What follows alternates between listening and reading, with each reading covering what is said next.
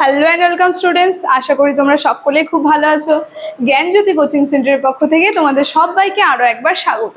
তো আমি মীরা ম্যাম, আমি আজকে তোমাদের সেমিস্টার থেকে আবার একটি নতুন টপিক নিয়ে আলোচনা করব। সেটা হচ্ছে তোমাদের বাংলা বিষয় থেকে মঙ্গল কাব্যের কিছু সাধারণ বৈশিষ্ট্য নিয়ে আমি আলোচনা করব। আলোচনাটি শুরু করার আগে দেখো বোর্ডের কর্নারে তোমরা দুটো নাম্বার দেখতে পাচ্ছ।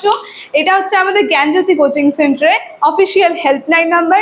এখানে তোমাদের অনলাইনে ক্লাস করানো হয়, তার সঙ্গে তোমাদের নোটসও দেওয়া হয়।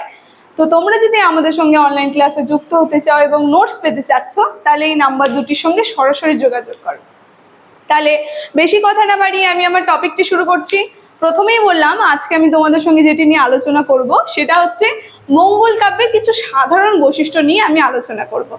আলোচনাটি দেখো আমি কি করেছি, আমি এখানে আলোচনাটির মধ্যে তোমাদেরকে পয়েন্ট করে দিয়েছি। হ্যাঁ, 12 মাসা, নারীগণের প্রতিনিন্দা, রন্ধন প্রণালী, চৌতিসা এবং নারী সত্য, এগুলো এক একটা আমি সংজ্ঞা মানে আর কি পয়েন্ট করে দিয়েছি। তোমরা কিন্তু খালি পয়েন্টটা লিখবে না, এই পয়েন্টের মধ্যে যেগুলো আলোচনা যেগুলো লিখতে হবে সেগুলো কিন্তু আমি তোমাদের সঙ্গে মুখে আলোচনা করব এবং আমি বুঝিয়ে দেব। তো আমি যখন মুখে আলোচনা করব এবং বুঝিয়ে দেবো, তোমরা একটু খাতাটা বের করে লিখে নিবে জিনিসগুলো, ঠিক আছে? এরকম কিন্তু পয়েন্ট অনুযায়ী লিখলে পরে কিন্তু তোমরা নাম্বার পাবে না, ওর ভিতরে বিষয়বস্তুটাও তোমাদের লিখতে হবে। তো বিষয়বস্তুটাই বোঝাবো আমি এবং তোমাদেরকে মুখে বলবো, তোমরা সেটা একটু লিখে নেবে, ঠিক আছে? দেখো, প্রথমেই বললাম মঙ্গল কাব্যের সাধারণ কিছু বৈশিষ্ট্য সম্পর্কে আজকে তোমাদের সঙ্গে আলোচনা করব।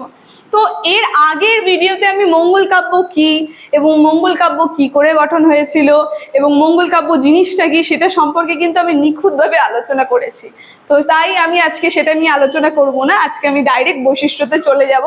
দেখো, প্রথম যে আমি পয়েন্টটা করেছি সেটা দিয়েছি 12 মাসা 12 মাসি। তো এইখানে এই জিনিসটা আমি যদি তোমাদেরকে বলি, এটা একটু কি আগে বলে দিই। এই 12 মাসা বা 12 মাসিটা হচ্ছে যে নায়ক নায়িকা হয়, মঙ্গল কাব্যে যে নায়ক নায়িকারা থাকে তাদের জীবনে বলতে 365টা দিন, 12 মাস বলতে 1 বছর, টোটাল দিন কত হয় 365টা। তো 365 দিনে যে তাদের বিভিন্ন জীবনযাপনের কাহিনী, সেই সমস্ত কাহিনী কিন্তু এই 12 মাসের মধ্যে থাকে। তো 365 দিন সম্পর্কেই থাকে, 2-1 কমও না, একদম টোটাল তাদের যে জীবনের ইতিহাসটা সেটা কিন্তু বর্ণনা থাকে। তো আমি একটু যদি আলোচনা করি, তোমরা এখন আমি যেটা বলবো সেটা তোমরা লিখবে একটু খাতায়। হ্যাঁ, যেটা বলেছে দেখো, 12 মাসের সংজ্ঞাতে বলেছে যে নায়ক নায়িকার 12 মাসের দুঃখ বর্ণনা করা হয়, এই পর্যায়ের স্থান পায়। 12 মাসের যে নায়ক নায়িকাদের দুঃখ কষ্ট সেগুলো এই পর্যায়ের মধ্যে স্থান পায়, ঠিক আছে? তো নায়িকাদের 12 মাসা বর্ণনা মঙ্গল কাব্য তথা মধ্যযুগের কাব্যের অন্যতম বৈশিষ্ট্য। এটা মধ্যযুগের কাব্যের কি অন্যতম বৈশিষ্ট্য।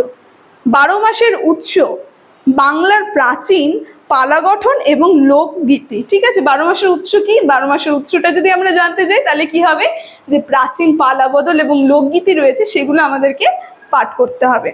যেমন দেখো, উদাহরণও দিয়ে দিয়েছে, ফুলরার 12 মাসা, পদ্মাবতীর 12 মাসা, এগুলো হচ্ছে 12 মাসের আলোচনাতে চলে গেল। দেখো, 12 মাসাটা হয়ে গেল। এবার চলে আসবে নারীগণের প্রতিনিন্দা। আমি যদি তোমাদেরকে একটু বুঝিয়ে দিই নারীগণের প্রতিনিন্দার মধ্যে কি রয়েছে, যে যেমন ধরো শিব পার্বতী। তো পার্বতী, তার কাছে কি হয়, বিভিন্ন যে লোকজনরা আছে তারা এসে সেই পার্বতীর সঙ্গে, পার্বতীর সামনে তার স্বামী যে ত্রিলোকের প্রতি, তার সম্পর্কে নিন্দা করে, বলে তিনি নাকি বয়স্ক, তিনি নেশা করে, তারপরে যত খারাপ গুণ তার মধ্যে ভরে দেয় আর তার কাছে এসে নিন্দা করে, বলতে সতী বলতে পার্বতীর কাছে এসে নিন্দা করে। আসলে কি তাই? আসলে কিন্তু তাই না। তো এই যে নিন্দার দ্বারা যখন সে পার্বতী আরেকজনের কাছে গিয়ে বলে লোকজন আমার স্বামীর নামে নিন্দা করে, এরকম বলে, সেই আলোচনার দ্বারা কিন্তু তার স্বামীর গুণও প্রকাশ পায়, যে তার স্বামী কিন্তু ত্রিলোকের প্রতি, তিনি এত জ্ঞানী কিন্তু তার সম্পর্কে কি করে নিন্দা করে, ঠিক আছে? তো এটাই ছিল এই নারীগণের প্রতি নিন্দার মধ্যে। এবার যদি আমি আলোচনা করি, যেটা তোমরা লিখবে, দেখো বলেছে যে মঙ্গল কাব্যের অন্যতম বৈশিষ্ট্য হচ্ছে নারীগণের প্রতিনিন্দার বর্ণনা, ঠিক আছে? এটা হচ্ছে মঙ্গল কাব্যের অন্যতম বৈশিষ্ট্য। মূলত বিবাহ সভায় কাব্যে নায়কের সঙ্গে তুলনা প্রসঙ্গে নারীগণের নিজ নিজ পতির রূপ এবং গুণতার বর্ণনা দেওয়া হয়েছে। নিজ নিজ পতির যে রূপ এবং তাদের যে গুণাগুণ সেগুলোর বর্ণনা দেওয়া হয়েছে এই নারীগণের প্রতিনিন্দার মধ্যে। এরপরে চলে যাচ্ছে দেখো রন্ধন প্রণালী। রন্ধন বলতে আমরা বুঝতেই পারছি যে রান্নার কথা বলছে, আর আমাদের বাঙালিদের সব থেকে আনন্দপ্রিয় বিষয়টা হচ্ছে ভোজন।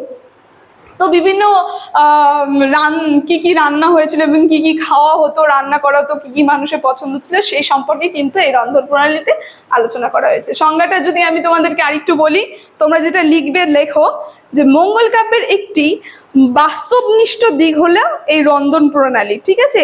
আর যার মধ্যে ভোজন বিলাসী বাঙালিদের চরিত্রের অন্যতম বৈশিষ্ট্য আমাদের কাছে প্রতিভাত হয়, ঠিক আছে। তো বাঙালিদের অন্যতম বৈশিষ্ট্য, তারা ভোজন খেতে খুব পছন্দ করে। তো এটাই ছিল এই রন্ধন প্রণালীর আলোচনা। এরপরে আমরা চলে যাব চৌতিসা। চৌতিসা নিয়ে যদি আমি বলি, তোমরা যেটা লিখবে আমি মুখে বলছি, দেখো, বিপন্ন নায়ক নায়িকাদের দ্বারা দেবীর চৌতিসা স্তর বর্ণনা, এবং বর্ণনা হচ্ছে মঙ্গল কাব্যের অন্যতম বৈশিষ্ট্য। এই চৌতিসার মধ্যে মানে যারা বিপদে পড়ে সেই নায়ক নায়িকাদের সেই বর্ণনা দিয়ে দেওয়া হয়েছে চৌতিসার মধ্যে। এখানে মূলত বাংলায় ব্যঞ্জনমালার ক থেকে হ পর্যন্ত 34 বর্ণের প্রত্যেক বর্ণকে আশ্রয় করে দেবীর উদ্দেশ্যে নায়ক স্তব করেন, ঠিক আছে। তো 34-এর মধ্যে এটাই ছিল। এবার যদি আমরা নারী সতীত্ব পরীক্ষায় চলে যাই, নারী সতীত্ব পরীক্ষার মধ্যে কি হবে, বিভিন্ন যে নারীরা আছে তাদের সতীত্ব নিয়ে পরীক্ষা করে। এখানে কিন্তু আবার সীতামার কথা বলেনি, এমনি যে নায়ক নায়িকা আছে তাদের যে সতীত্ব সেটা নিয়ে পরীক্ষা করা হয়। দেখো কি বলেছে, নারী সতীত্ব পরীক্ষা মঙ্গল কাব্যগুলিতে দেখা যায়, ঠিক আছে। এবার তবে রামায়ণের সীতার মতো নয়, এ প্রকরণ মঙ্গল কাব্যের ধারার নিজস্ব, মানে যাদের যাদের সম্পর্কে আলোচনা করা হয় তাদের নিজস্ব জীবন সম্পর্কে সতীত্ব নিয়ে আলোচনা করা হয়, ঠিক আছে। দেখো, তো নারী সতীত্ব পরীক্ষা হয়ে গেল। এখন লাস্ট যেটা আছে সেটা হচ্ছে নায়ক নায়িকাদের স্বর্গরোহণ। তো স্বর্গরোহণ বলতে আমরা বুঝতেই পারছি নায়ক নায়িকা বলতে কার কথা বলছে বলো তো। এখানে বিভিন্ন দেবদেবীর কথা বলছে, যেমন সরস্বতী, তারপরে লক্ষ্মী, মা কালী, এরা যে রয়েছে, এরা কি করে স্বর্গে মর্তে আসে, মর্তে এসে লোক যে বিপদে পড়ে সেই সাপ থেকে মুক্ত করার জন্য তাদের সাহায্য করে এবং তাদের পূজা প্রচার করে তারা কিন্তু আবার স্বর্গে ফিরে যায়, ঠিক আছে। এটা ছিল নায়ক নায়িকাদের স্বর্গারোহণ। তো এর মধ্যে যদি তোমরা লেখো, প্রত্যেক মঙ্গল কাব্যে নায়ক নায়িকাদের স্বর্গাচ্যুত দেবদেবী, ঠিক আছে। ওই যে দেবদেবী স্বর্গে যারা রয়েছে যে দেবদেবী, তাদের সম্পর্কে এর মধ্যে আলোচনা করা হয়। তো কারণ পূজা প্রচারের জন্য তারা মর্তে আসে এবং পূজা প্রচারের পর তারা কি হয়, স্বর্গে ফিরে যায়। তো এই বিষয়বস্তু এই মঙ্গল কাব্যের মধ্যে ধরা পড়ে থাকে। তো এই যে নায়ক নায়িকাদের স্বর্গারোহণটাও আমরা বুঝলাম। তো আশা করি তোমরা বুঝতে পেরেছো। ভিডিওর আলোচনাটি আমি এখানেই শেষ করছি। ভিডিওটি যদি তোমাদের ভালো লেগে থাকে অবশ্যই like, comment, share and subscribe. Thank you.